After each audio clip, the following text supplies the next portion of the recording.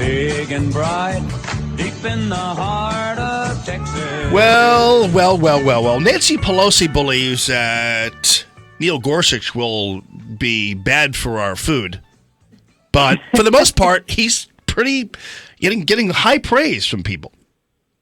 He is getting high praise. And, Jamie, this is somebody who the last time he had to go through this kind of process for confirmation Senate, he got, I don't think anybody voted against him. I think the vote was like 95 to 0. And, of course, Senator Schumer was one of the people that voted for him. And they'll all say now, well, had we known it was for the Supreme Court, we would have taken a harder look. But the fact is, these folks all know most of our Supreme Court judges, they tend to be picked from the district and federal courts. So anytime a presidential nominee for a district court or federal court goes through the Senate, senators should be taking a look at them because that person could be a Supreme Court nominee one day. So I don't buy that stuff, but they're going to make hay over it. But I think ultimately, he's going to prevail.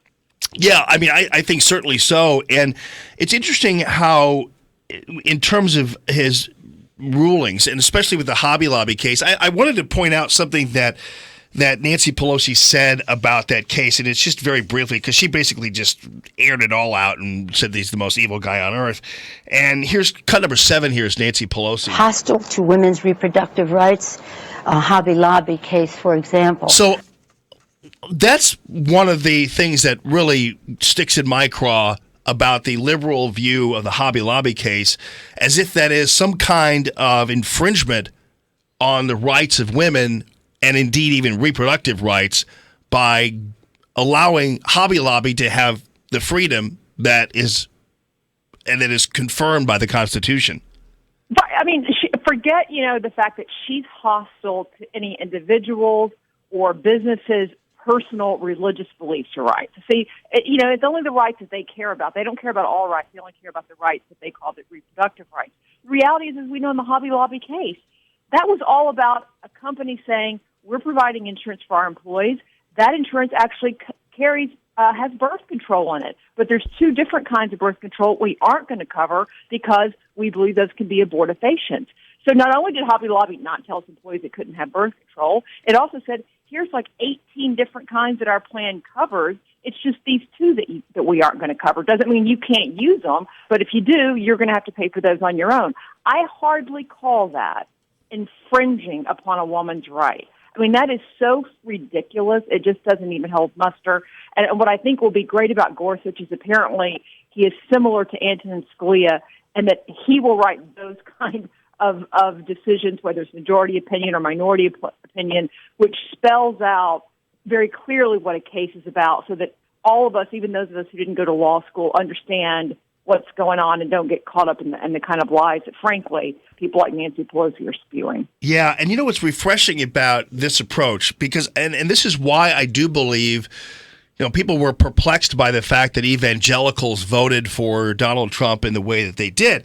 I tried to explain even at the time that it wasn't about electing somebody who knew every inch of the Bible. It was about electing somebody who was committed to defending their pre-existing God-given rights. And the Supreme Court, as envisioned by us and hopefully by Donald Trump as we go even farther into the future, is one that doesn't, you're not creating new laws.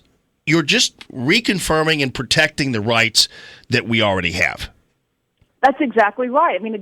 That's what the court is there for. That's frankly what the government is there for, not to create new rights and create special classes, but to make sure that the rights that we have, all people enjoy them. But you're right. Look, I think what Donald Trump did with this pick was fulfilled another campaign promise. There have been several he's fulfilled, I would say, in the first eight or 9 days. But I think this was a huge one, and you're right. And I think it shows, frankly, that people can say what they want to say on a campaign trail and quote Bible verses and so on. And, Bill Clinton sat on the front row of the choir at the First Emmanuel or First Baptist Church in Little Rock.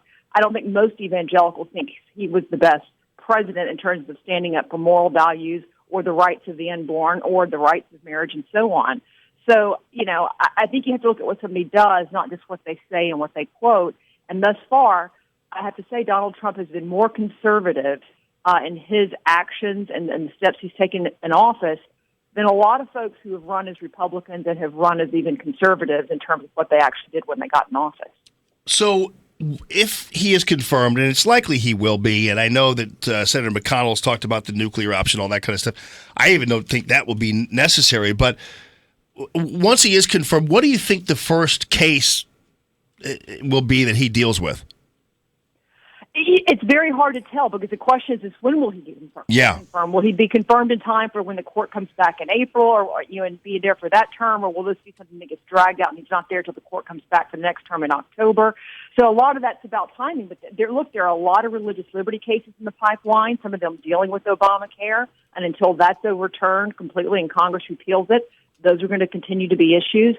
So there's a lot of cases in the pipeline that he could have a huge impact on. And I would say, Jamie, I would encourage people to check out a piece by a colleague of mine. His name is James Wallner, and it's on the Daily Signal. If you go to dailysignal.com, you'll see this.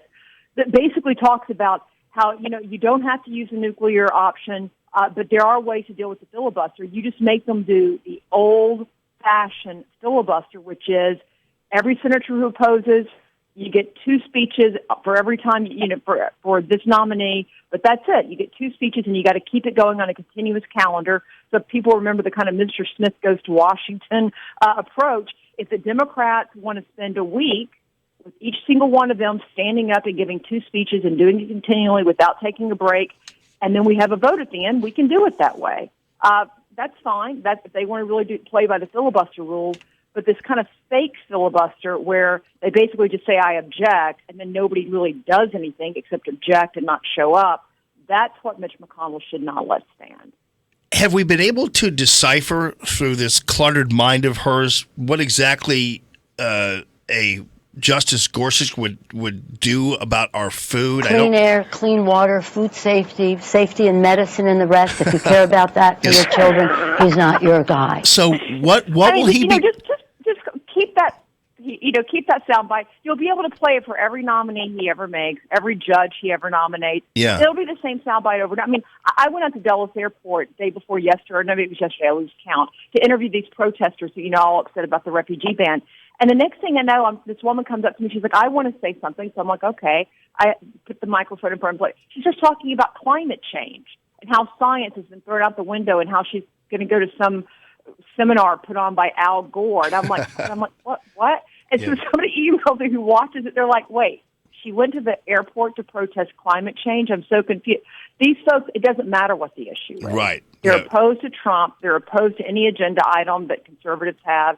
And so they're going to talk about dirty, air and water and food and all this stuff, no matter who it is. Yeah, watch out for the red dye number 7 versus Johnson landmark case. Well, at least she's reading food labels, unlike the Affordable Care Act. Right. No doubt about it. All right, Genevieve Wood, we'll see you at Genevieve Wood, dailysignal.com and heritage.org. Always great to talk to you. Thanks a ton. Thank you, sir. All right, folks. 969-9797, 866-455-9797. It's Common Sense Radio.